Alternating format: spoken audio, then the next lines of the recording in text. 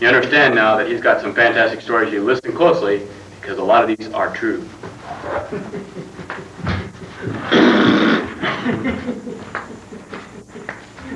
We should go back in the movie business. Remember the movies down below the hill?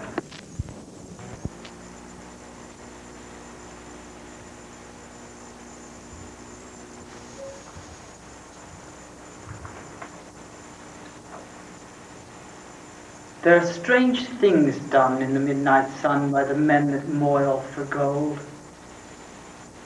The Arctic trails have their secret tales that could make your blood run cold. The northern lights have seen strange sights. Ah, but the strangest they ever did see. It was the night on the marge at Lake Labarge I cremated Sam McGee. Now, Sam McGee was from Tennessee, where the cotton blooms and blows. Why he left his home in the South to roam round the poles, God only knows. He was always cold, but the land of gold seemed to hold him for a spell. Though he'd often say in his homely way that he'd sooner live in hell. On a Christmas day, we were mushing our way over the Dawson Trail. Talk of your cold. Through the parka's fold, it stabbed like a driven nail. If our eyes we closed, then the lashes froze till sometimes we couldn't see. It wasn't much fun, but the only one to whimper was Sam McGee. And that very night, as we lay packed tight in our robes beneath the snow, and the dogs were fed and the stars overhead were dancing heel and toe, he turns to me and, "Cap," he says, I'll cash in this trip, I guess. And if I do, I'm hoping you won't refuse my last request." Well, he seemed so low that I couldn't say no. And then he says with a sort of mum, "It's the cursed cold, and it's got right old till I'm chilled clean through the bone. Yet tain't being dead. It's my awful dread of that icy grave that pains. So I want you to swear that foul or fair, you cremate my last remains." Well, a pal's last need is a thing to heed. So I promised I wouldn't fail. And we started on at the break of dawn, but oh, he looked ghastly pale. He was lashed to the sleigh and he raved all day about his home in Tennessee.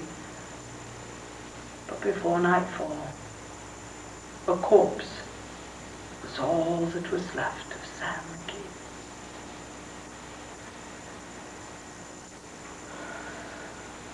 There wasn't a breath in that land of death as I hurried on, horror-driven, with a corpse happy that I couldn't get rid because of a promise I'd given. It was lashed to the sleigh, and it seemed to say, "You may tax your brawn and brain, but you promised true, and it's up to you to cremate these last remains." Well, a promise made is a debt unpaid. And the North has its own stern code. In the days to come, though my lips were numb, in my heart, how I cursed that load. Till I came to the marge at Lake Labarge, and a derelict there lay. It was stuck in the ice, and I saw in it thrice. It was called the Alice May. And I looked at it, and I thought a bit. I looked at my frozen chum. "Here," I said with a sudden cry, "is my crematorium." Some planks I tore from the cabin floor, and I lit the boiler fire. And some coals I found that were lying around, and I heaped the fuel higher. The flames, they soared, and the furnace roared, such a blaze you seldom see. And I burrowed a hole in the glowing coals and stuffed in Sam McGee. Then I went for a hike. For I didn't like to hear him sizzle so. And the heavens scowled, and the huskies howled, and the winds began to blow. It was icy cold. But hot sweat rolled down my cheek. I don't know why. And the greasy smoke in an inky cloak went hurling through the sky. I do not know how long in the snow I wrestled with grisly fear, but the stars came out and danced about there again. I ventured near. I was sick with dread, but I bravely said, I'll just take a peep inside. I guess he's cooked, and well, it's time I looked. And here the door I opened wide, and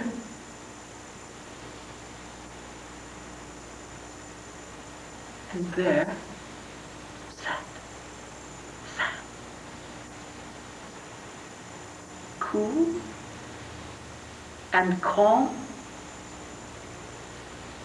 In the heart of the furnace raw. And he swore a smile, you could see a mile, and he says, "Please shut the door.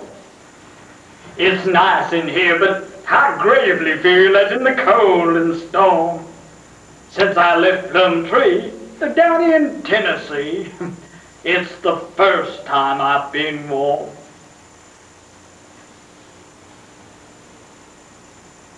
There are strange things done in the midnight sun by the men that moil for gold. The Arctic trails have their secret tales that could make your blood run cold. The northern lights have seen strange sights.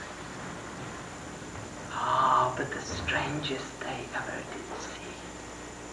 It was the night on the marge at Lake Labarge I cremated Sam McGee.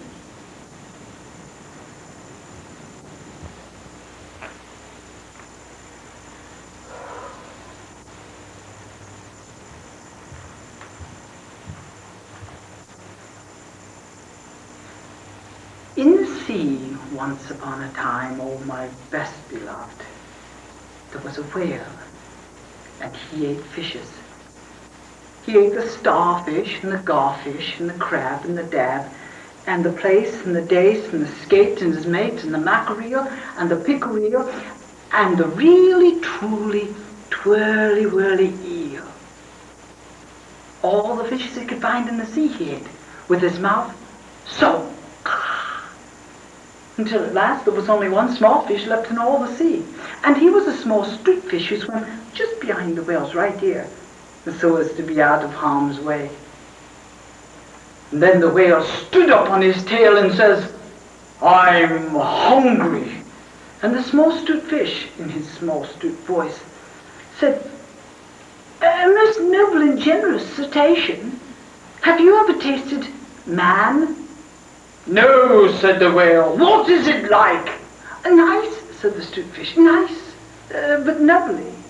"Then fetch me some," said the whale, and he made the sea froth up with his tail. "One at a time is enough," said the small street fish. "If you will swim to latitude 40 north, longitude 50 west, but that's magic, you will find, sitting on a raft in the middle of the sea with nothing on except a pair of blue canvas breeches, a pair of suspenders. You must not forget the suspenders, best beloved.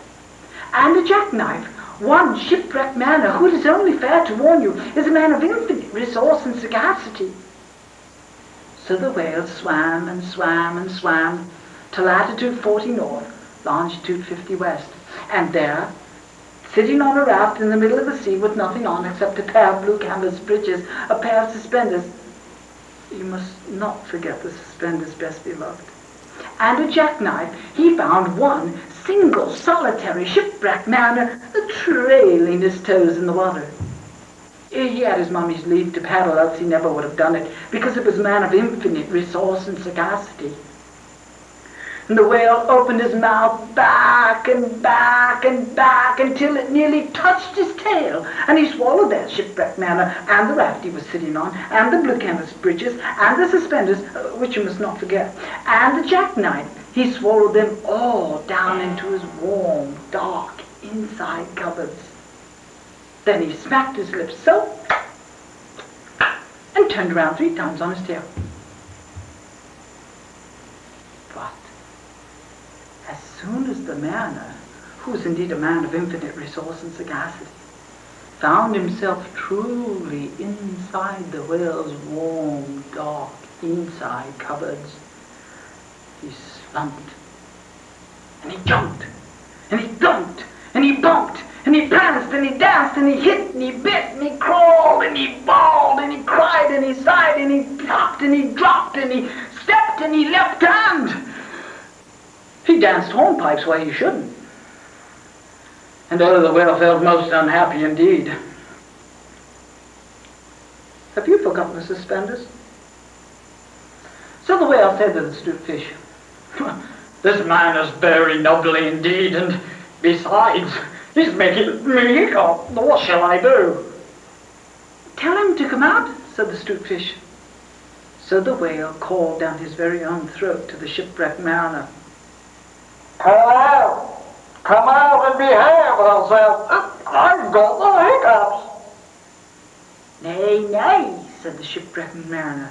"Not so, but far otherwise. Take me to my natal shores and the white cliffs of Albion, and I'll think about it." And with that he began to dance more than ever. "You'd better take him home," said the stupid fish. "I ought to have warned you that he's a man of infinite resource and sagacity." So the whale swam and swam and swam with both flippers in his tail as hard as he could for the hiccups.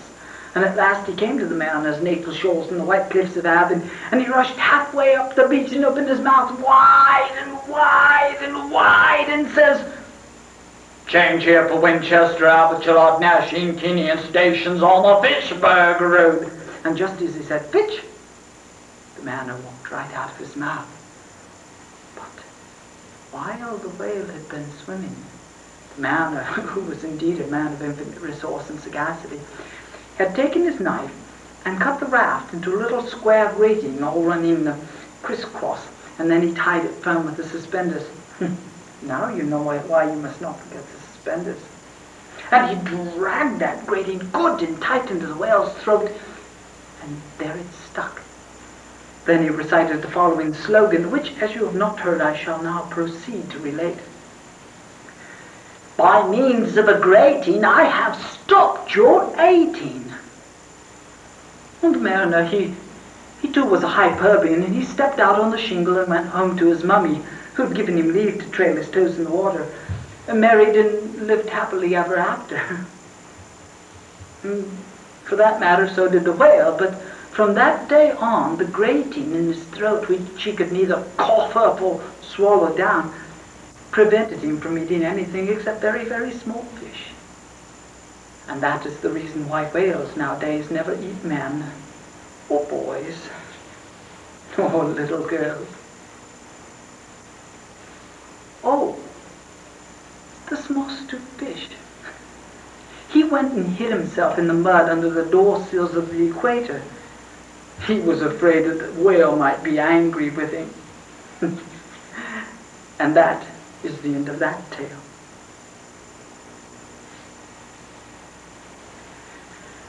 Now this is the next tale, and it tells how the camel got his hump. In the beginning of time, when the world was new and all the animals were just beginning to work for man, there was a camel, and he lived in the middle of a howling desert because he did not want to work, and besides, he was a howler himself. So he sat around and ate briars and prickles and tamarisks and milkweed, most excruciating idle.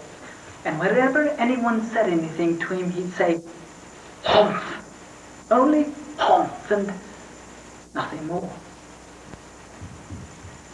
Presently the dog came to him one Monday morning with a stick in his mouth and says, "Camel, oh camel, come and fetch and carry like the rest of us." "Humph," said the camel. And the dog went away and told the man. Presently the horse came by with a bit in his mouth and says, Camel, oh camel, come and trot and run like the rest of us. Humph, said the camel. And the horse went away and told the man. Presently the ox came by with the yoke on his neck and says, Camel, oh camel, come and plow like the rest of us. Humph, said the camel. And the ox went away and told the man. At the end of the third day, the man called the animals together and said, Three. Oh, three, I'm very sorry for you, with the world so new and all, but that hump thing in the middle of the desert can't work, or he'd have been here by now, and so I'm going to leave him alone. And this means that you must work double time to make up for it. This made the three very angry indeed, with the world so new and all. So they held a pladava, and an andava, and a plishet, and a powwow right on the edge of the desert, and the camel came by chewing milkweed, most excruciating idle. Then he said, Humph, and went away.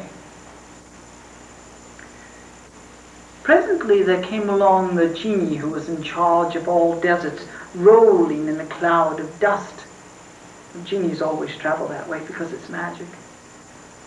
And he stopped to pladava and plishet and a powwow with the three. Genie of all deserts, said the dog, is it right for anyone to be idle with the world so new and all? Certainly not, said the genie. Well, there's this something in the middle of your howling desert, need to howl himself, who hasn't done a stroke of work since Monday morning. He won't trot, said the horse. Said the genie, sort of whistling. That's my camel for all the gold in Arabia. And what does he say of it? He says, Hump, said the dog, and he will fetch and carry it. Does he say anything else? Only hump, said the ox, and he won't plough. Very good, said the genie. I'll hump him if you'll kindly wait a moment.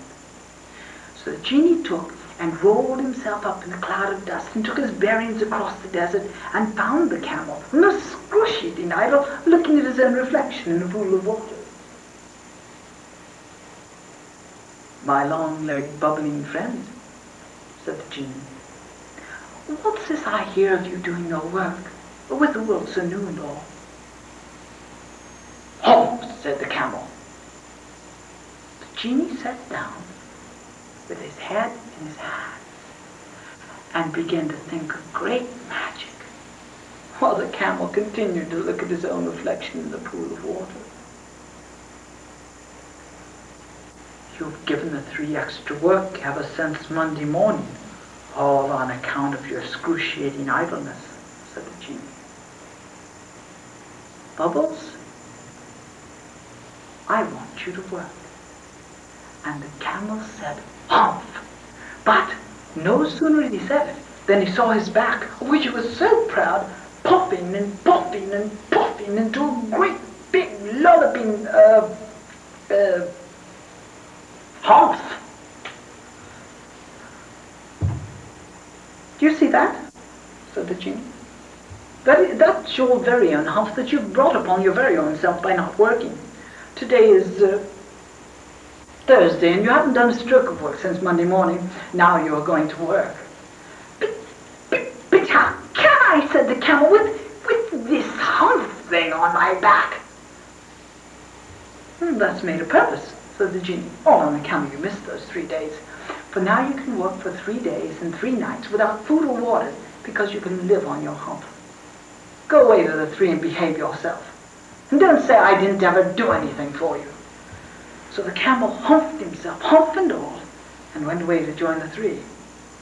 And from that day on, every camel has a great hump on his back. We call it hump now, not to hurt his feelings. But he has never yet made up for the 3 days that he missed at the beginning of the world, and he has never yet learned how to behave.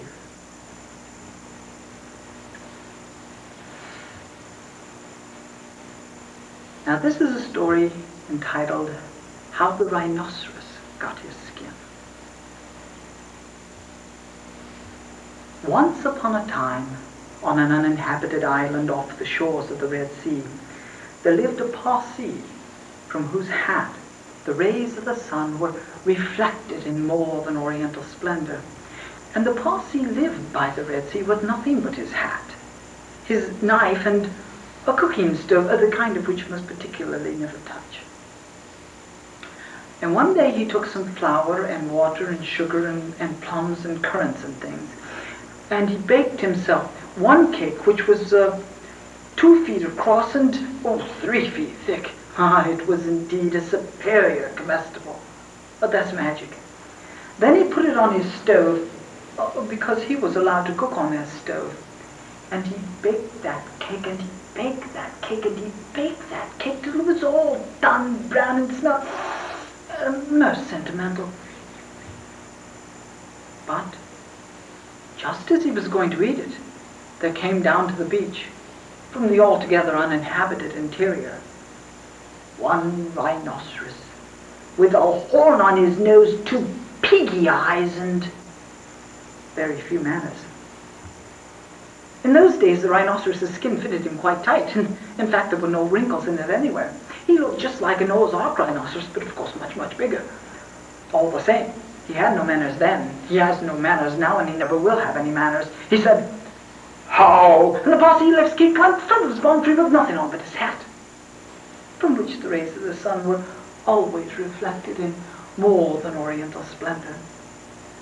And the rhinoceros upset the cooking stove, and the cake rolled on the sand, and he spiked that cake on the horn of his nose, and he ate it.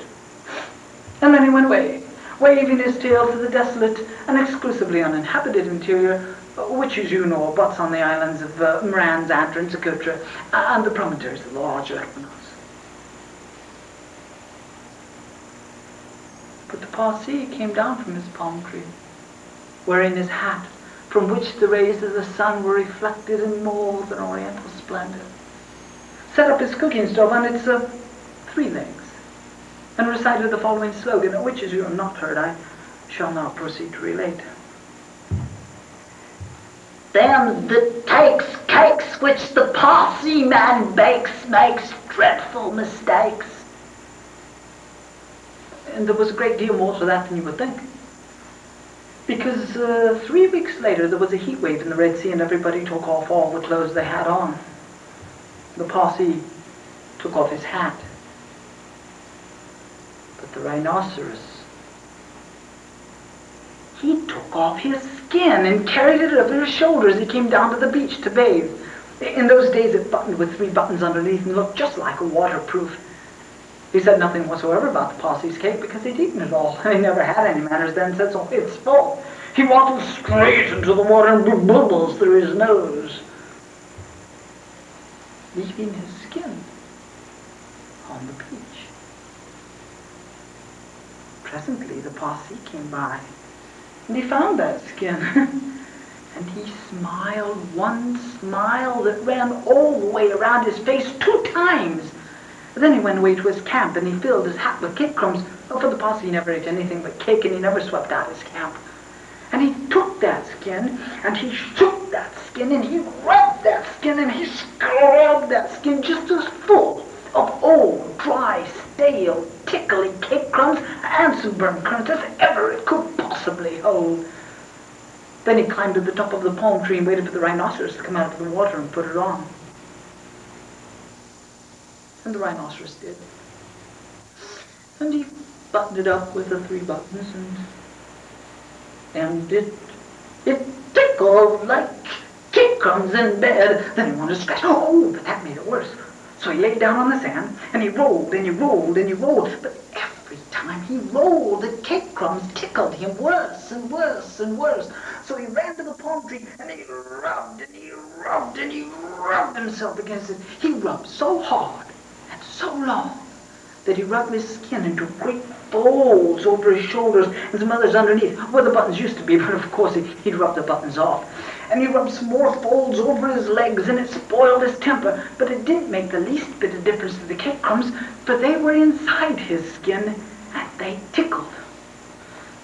So he went away, very angry indeed and horribly scratchy. And from that day on, every rhinoceros has great folds in his skin and a very bad temper. All on account of the Cape Cross inside. Oh, the Parsi.